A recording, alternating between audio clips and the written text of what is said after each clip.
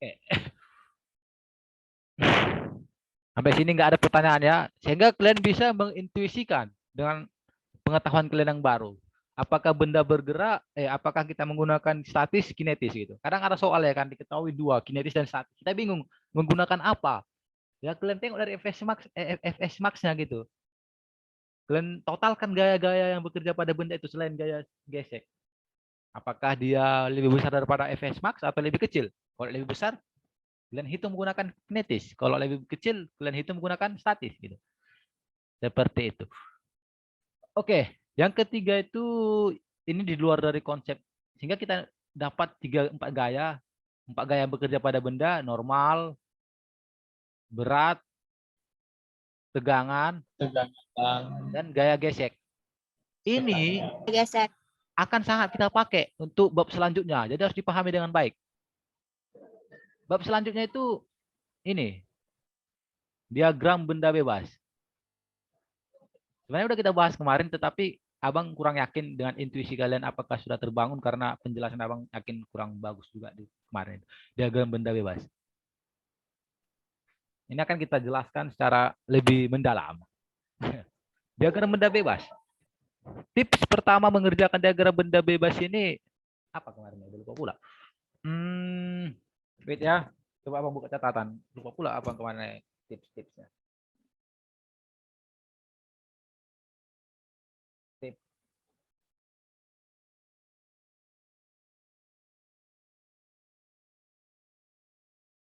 Apa kemarin? Tips-tips. Oh, diagram benda bebas. Diagram benda bebas. Gaya. Oh, diagram benda bebas. Oke. Ini. Tipsnya benda yang dinyatakan. Oh, kurang bagus ya tulisannya. Dua tips. Tips artinya saran. Jadi diperhatikan baik-baik ya saran ini. Benda yang ditanyakan diisolasi atau dipisah dari yang lain. Kemudian gambarkan gaya-gaya yang ada. Apa gaya-gaya yang wajib ada? Itu tadi kan, yang tiga tadi, yang empat tadi. Gaya gesek, gaya normal, gaya berat, dan gaya tegangan tali gitu. Kemudian buat koordinatnya. Koordinat itu apa? Ya koordinat X, Y gitu. Jadi ada gaya yang bekerja pada sumbu X, ada gaya yang bekerja pada sumbu Y gitu. Terapkan hukum Newton. Terapkan hukum Newton. Apakah benda itu bergerak atau benda itu diam? Kalau benda bergerak, sigma F sama dengan MA. Kalau benda diam, sigma F sama dengan 0. Itu artinya. Nah, ini kemudian partikel. Benda itu partikel asumsinya. Artinya benda itu dianggap sebagai sebuah titik. Benda dianggap sebagai sebuah titik. Sebuah titik. Oke, yang pertama kita bahas. Benda yang ditanyakan diisolasi maksudnya apa? Jadi misalnya kita bahas dulu bidang miring ya. Oh, enggak usah bidang miring. Konsep yang sederhana aja. Misalnya ini ada double benda ya kan. Kita berikan gaya sebesar F ke kiri. Nah, kita isolasi ini. Artinya ini benda satu kita namakan ini benda dua. Kita isolasi maksudnya kita hitung tiap-tiap benda gitu. Benda satu dulu kita hitung gitu kan. Iya kan, benda pertama. Kemudian diagram benda-benda apa aja yang bekerja. Pertama F. Kemudian yang abang jelaskan tadi. Ada gaya normal, ada gaya berat. Gaya berat ke atas, ke bawah. Ada gaya berat.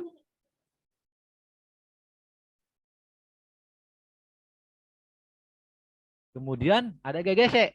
Ya kan? Tetapi kalau asumsinya lantai licin, tidak ada gaya gesek gitu. Gitu ya. Itu harus kalian pahami. Ketika lantai tidak licin ada gaya gesek. Ketika lantai licin tidak ada gaya gesek gitu. Jadi kalau misalnya asumsinya lantai tidak licin akan ada otomatis gaya gesek. Nah, gitu ya. Agak apa kan gambarnya? Agak padat. Kemudian karena terlalu padat gambarnya, ya kan, otomatis kita akan bingung secara gambar. Kita buat dalam bentuk benda titik gitu. Benda dianggap sebagai sebuah titik untuk memudahkan penggambaran, ilustrasi gitu. Ada N ke atas, ada F ke kiri, ke kanan ya, sorry. Ada gaya gesek, ada gaya berat. Nah, ini artinya benda dianggap sebagai sebuah titik. Kan ini jelas sekali kan gambarnya kan daripada yang ini kan. Jadi ini lebih cantik gitu. Jadi kan kalian jadi tahu gitu. Oh, kemudian terapkan hukum Newton gitu kan. Terapkan hukum Newton. Berarti sigma F. Berdasarkan apa kita terapkan? Ctrl C F. Nah, misalnya ini kan koordinat ini ya. Ini kita sebut koordinat Y, ini kita sebut koordinat X ya kan. Ngikutin ini otomatis sigma Fx sama dengan F dikurang F gitu. Dan sigma Fy sama dengan N dikurang W gitu. Secara intuisi, kalian pakai intuisi kalian. Kan ketika kita dorong benda ke kiri kan nggak mungkin, ya ketika kita dorong benda ke kanan kan nggak mungkin benda itu loncat ke atas ya kan. Nggak mungkin terbang ya kan, naik ke atas ya kan. Otomatis sigma Fy selalu 0 gitu. Sehingga N sama dengan W gitu. Nah, kita dapat N sama dengan W. Nah, sampai sini paham kan cara penggambarannya kan? Kemudian kalau disuruh gambarkan benda dua gitu kan. Amati benda dua gitu. Ini kan kita amati benda satu awal mula. Untuk mempermudah pengamatan, amati benda satu. Kemudian yang kedua, amati benda dua. Nah, amati aja, gambarkan benda dua. Oh ya, sorry. Ada lagi gaya yang bekerja pada benda ini lagi. Satu lagi. Ada yang tahu apa satu lagi yang bekerja pada benda ini? Apa yang bisa jawab? Gravitasi. Udah tadi, gaya berat. Gaya berat kan gaya gravitasi. MG kan? Gaya gesek, gaya normal, gaya apa tuh? Gaya Tegangan. Tegangan tali. Enggak lah, berat. karena nggak ada tali kan di sini kan. Ini kan Ya, hanya dua benda. Ingat dia, menempel dia. Otomatis akan ada gaya Tabrak. Kayak dorong. menempel. Artinya berkontakan ya kan? Ya, enggak. Kontakan ini kan? gaya bersinggungan. Akan ada gaya Hukum Newton 3. Gaya saling tolak. ya, hukum Newton 3. Gaya dorong. Akan ada gaya normal. Gaya normal ke sini. Oh, gaya normal. Kan definisi gaya normal tadi kita sebut gaya kontak ya kan? Gaya normal itu kan gaya kontak. Sehingga karena ini berkontakan akan ada gaya normal. Nah, akan ada ke sini gaya sebesar N1. Kenapa ke sini, Bang? Ya, karena sebenarnya kalau kalian pakai intuisi kalian, si benda dua ini cenderung menahan ya kan? Menahan si benda satu kan? Kalau kita dorong ke kiri, ke kanan, si benda satu, benda dua ini cenderung menahan si benda satu gitu. Sehingga dia arahnya ke kiri. Nah, karena dia cenderung menahan gitu. Nah, kalau ada benda dua misalnya kan. Nah, apakah di sini F? Tidak ada. Di sini hanya ada N1 gitu. Tetapi berlawanan arah. Artinya itu kan aksi reaksi, kayak kata siapa tadi bilang aksi reaksi itu. Nah, karena aksi reaksi gitu. Ini apa N1 maksudnya? N1 ini artinya si benda satu cenderung memberikan gaya ke si benda dua ke kanan gitu. Nah, kenapa ke kanan? Ya, tengoklah kan. Kan kita dorong ini ke kanan ya kan. Si satu, otomatis si satu ini akan mendorong si dua ke kanan. Otomatis si dua akan cenderung menahan si satu ke kiri gitu. Sehingga gaya yang diterima si dua itu ya ke kanan. Karena ini diberikan si satu gitu.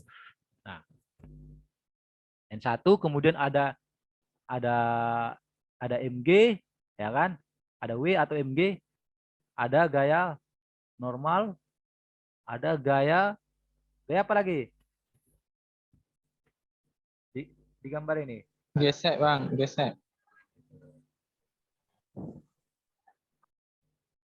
Nah, kan? Nah, di sini jelas kan? Kemudian kita buat dalam bentuk gambar titik ya kan? Kenapa gambar titik, Bang? Untuk memudahkan pengamatan. Biar cantik aja gambarnya, biar kalian ya nggak bingung, nggak tertukar-tukar gitu.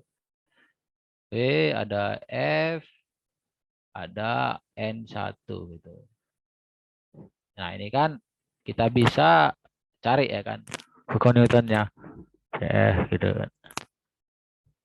Ini menjadi sigma Fx sama dengan N1 dikurang F, sigma Fy sama dengan N dikurang W gitu. Berbeda dia. Ini otomatis karena dia hanya didorong ke kiri dan ke kanan kan. Ini nggak mungkin naik ke atas ya. Sehingga Fy sama dengan 0. N sama dengan W gitu. Nah, di sini. Udah, di sini jelas kan? Atau ada yang mau ditanyakan? Ini tadi salah ini tadi. Ini kurang. Ini karena ini kita kurang gambar ini. Ini kita buat lagi. Ini lagi ada N1 gitu. Maka ini menjadi N1. Oke, sampai sini ada yang mau ditanyakan? Oke, kalau nggak ada, kita lanjutkan ya. Kita akan bahas untuk katrol. Katrol.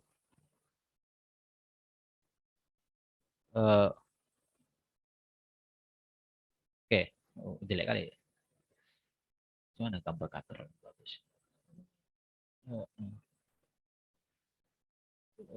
Sabar.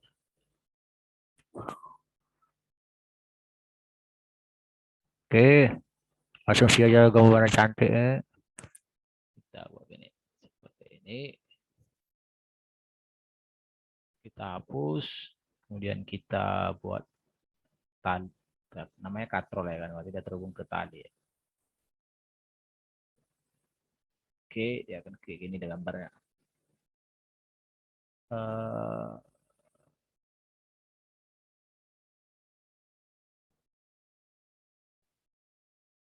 Nah, gini. Ini kita sebut M1, ini kita sebut M2. Nah, tips yang pertama untuk mengerjakan katrol itu kalian harus tengok M1 itu apakah lebih besar daripada M2 atau lebih kecil. Misalnya M1 lebih besar daripada M2 atau 4 kilogram lebih besar daripada 2 kilogram. Otomatis benda akan bergerak ke gini, akan bergerak ke sini. Bukan benda, sistem ini, katrol ini akan bergerak ke sini kan. Catatan masa katrol ini dia 0, dia baik. Karena masa katrol dia baik kan, otomatis gaya tegangan di sini sama dengan gaya tegangan di sini. Kenapa dia diabaikan sama gaya tegangannya? Nanti kita bahas di hukum apa di pertemuan apa torsi. Tapi kita terima dulu aja. Kalau masanya 0, tegangannya ini sama, tegangan ini sama. Nanti penjelasan kenapa sama dan beda itu kita jelaskan di torsi. Oke, ini tunggu. Gambarnya terlalu besar. Kur kecil harusnya. Oke, ini ya. Oke, udah jelas kan? Kenapa dia ke kiri berputar searah jarum jam? Searah jarum jam ini ya? Iya, searah jarum jam. Karena massa 1 lebih besar daripada massa 2. Nah, kita gambarkan tegangannya, tegangan talinya. Ada yang ke bawah, ada yang ke atas, ada yang ke bawah, ada yang ke atas. Ke bawah ini artinya dia menarik si ini. Kenapa dia ditarik oleh kenapa si M1 ditarik? Karena adanya M2 gitu. Ke atas artinya si M2 ditarik oleh si tali ke atas. Kenapa ditarik ke atas? Karena ada M1 gitu. Jadi harus tahu kalian ini tanda panah apa artinya ya. Jangan hanya tahu tanda panah tapi nggak tahu artinya. Oke. Kemudian tadi apa tipsnya? Kita gambarkan gaya-gaya yang bekerja pada benda, ya kan? Berarti kita isolasi dulu bendanya. Kita isolasi artinya kita kerjakan satu-satu, ya kan? Benda satu gitu. Benda M1 lah gitu kita buat. Kita buat benda M1, apa-apa aja gaya yang bekerja pada benda M1. M1 kita tahu ada gaya berat, ada gaya tegangan tali. Kemana gaya tegangan tali? Ada yang tahu? Ke atas. Kenapa ke atas? Karena si M2 ini cenderung menarik si tali, si M2 cenderung CM1 M1 gitu. Yang tertarik. satu lebih. Karena si M2 ini cenderung. Karena kan M2 kan punya MG kan. MG ini kan cenderung menarik ini ke atas. Cenderung loh. Itu bukan menarik, cenderung aja menarik. Walaupun sebenarnya si M1 lebih besar, tapi secara apa? Secara intuisi karena ada masanya ini otomatis ini cenderung tertarik ke atas. Walaupun gerakannya ke arah jarum jam. Oke, sehingga kita buat dalam bentuk titik. Oh, nggak usah titik lagi nih kan, karena udah gambarnya cantik. Sehingga nggak usah titik. Sigma FY, ya sigma FY karena searah sumbu Y itu kalau asumsinya itu menjadi M1 kali A sama dengan T karena ini harus diperhatikan. Karena benda bergerak ke bawah ya kan, kalau kan sistem bergerak gini kan, cara jarum jam, otomatis M1 bergerak ke bawah. Nah, karena dia bergerak ke bawah, abang buat dia W1 dikurang T. Gitu. Kenapa W1 kurang T bang? Kenapa enggak T kurang W1? Karena dia bergerak ke bawah. Gitu. Sehingga A sama dengan W1 kurang T per M. Gitu. Nah, benda dua. Benda dua bagaimana? Ya kayak gitu juga. Kalian gambarkan diagram-diagram gaya yang bekerja pada benda. Misalnya ini M1 gitu. Nah, karena M1 ini dikaitkan ke M2, otomatis si tali ini cenderung menarik si M1 ke atas. Kenapa? Karena adanya si massa si 2 ini kan. Karena si 2 ini berat kan, otomatis dia cenderung ke bawah kan si 2 ini kan. Otomatis si M1 akan cenderung ke atas, sehingga gaya tegangannya ke atas. Gitu. Kemudian M1 akan ada gaya berat, Mg, atau W2 lah kita buat, karena biar membedakan simbol. Sehingga sigma Fy sama dengan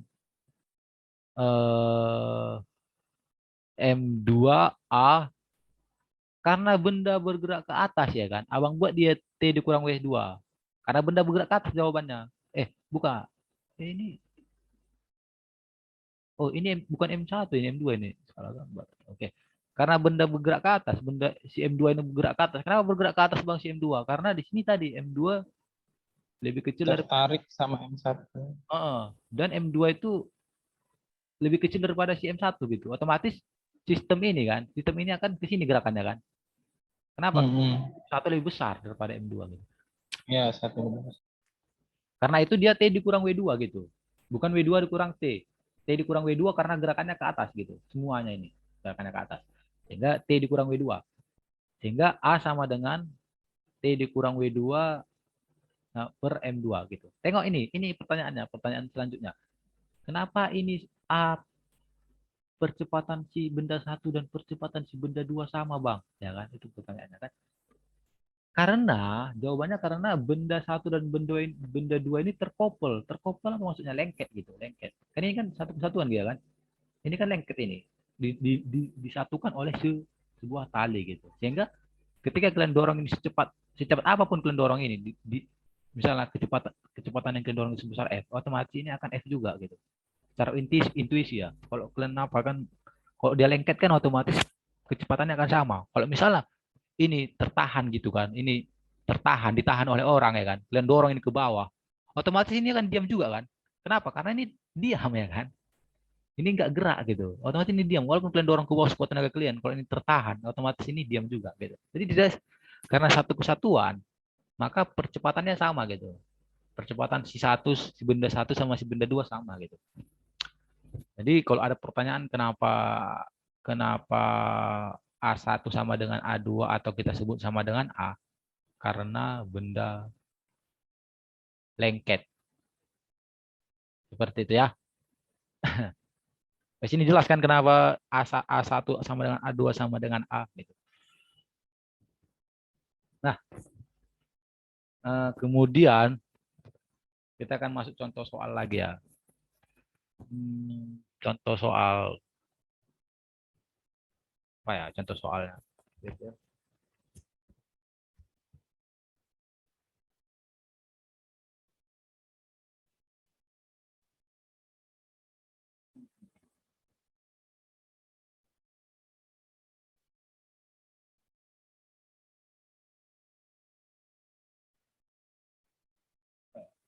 Tunggu sampai saya nanti.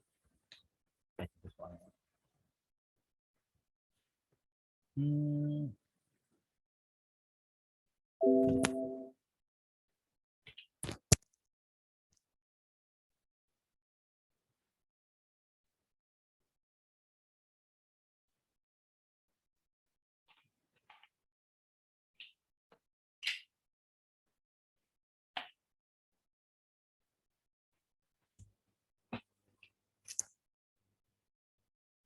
Oh, sampai sini dulu karena ini 4 menit lagi kan. Ada yang mau ditanyakan sampai sini?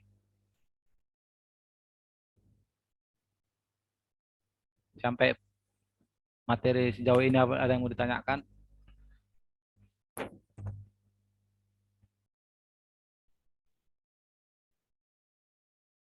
Halo, nggak ada yang mau ditanyakan? Bang, Ya, mau nanya. Itu kan kalau misalnya dia ditarik kan percepatan sama, tapi kalau misalnya dia turun tuh Bang, antara benda yang satu tuh kan yang masa satu tuh benda yang satu masanya lebih berat tuh kan 4 kilogram. Terus kalau yang dia masa 2 itu kan 2 kilogram kan. iya. Dia percepatannya juga sama Bang. Karena kan kalau misalnya dia lebih berat bendanya itu bakal lebih cepat dia jatuh ke bawah dibanding masa benda yang lebih ringan. Apakah kayak gitu kalau misalnya dia turun, kalau dalam dia turun gitu. Kalau misalnya ditarik ya mungkin dia bisa yang abang bilang tadi. Kalau itu gimana Bang? Sama juga gitu. Kenapa Tetap sama? sama dia kon. Iya, tetap sama. Oh. Kenapa sama? Karena dia satu kesatuan gitu loh. Gini intuisi apanya bagusnya.